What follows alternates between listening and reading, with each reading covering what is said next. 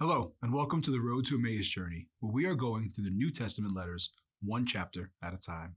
Today we are looking at 2 Corinthians chapter 6. In this chapter, Paul is talking about the tension between him and the Corinthians.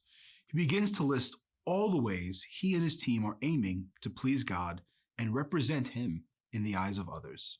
He does this to reinforce his position as an apostle, but also to show his love for them, the Corinthians. He concludes and then jumps seemingly abruptly into the famous anti-missionary dating verse, "Do not be unequally yoked with unbelievers." But what if we had taken this verse and positioned it out of place a bit? Though we can certainly infer that we shouldn't be engaged with romantic relationships with those not following Christ from this verse, what if he's really alluding to the Corinthians' waywardness to follow those who aren't following God? Throughout his writing to the Corinthians, Paul addresses their following of false teachers, or at least giving them ear, just listening to them and allowing them to change them in their thinking.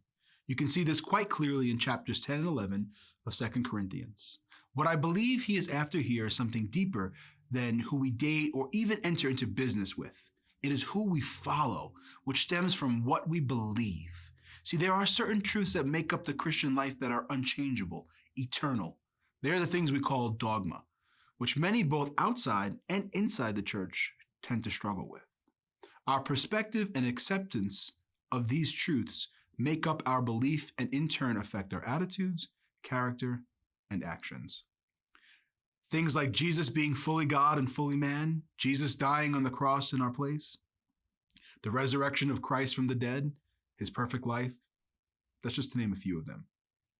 You may be asking yourself, Wade, how do these seemingly starchy ideas affect me practically on a daily level? Well, let's start with an example. How does knowing you have money in the bank influence your going to the store and buying groceries?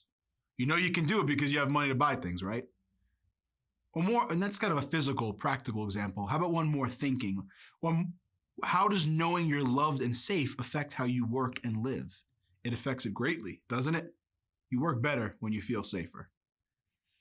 How we view Jesus and the truths of his life we learned from his word affects our daily life. We only have to look at our affections and our responses to the world around us to see what we truly believe about Jesus. Clearly, if you are flirting with the temptation to partner with someone in a business practice that is against your conscience, then you can know that you have a skewed perspective about Jesus. The same goes for who we date, and most importantly, who we let speak into our lives and in turn follow. I encourage you to examine the truths we all hold dear as Christians and ask yourself, am I really taking these things into my life, or am I saying that I am, but not really willfully engaged in living by them? God's Spirit is with us to bring us in alignment with him. We only have to be honest and take action to seek him. We have to be wise in who we allow to speak into our lives. Take time today to remind yourself about the truth of who Jesus Christ is. And not just today, but every day. Thank you.